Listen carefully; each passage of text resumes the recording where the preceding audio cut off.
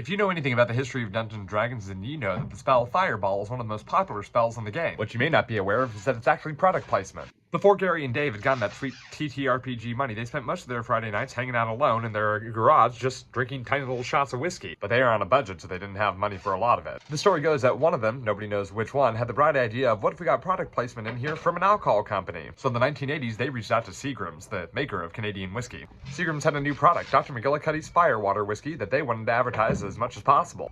After some wheeling and dealing, Gary and Dave agreed to name one of the spells in the book after their product, as long as they got tiny buckets filled with these little shot bottles. Seagram's agreed, but both of them couldn't decide what to actually call the spell.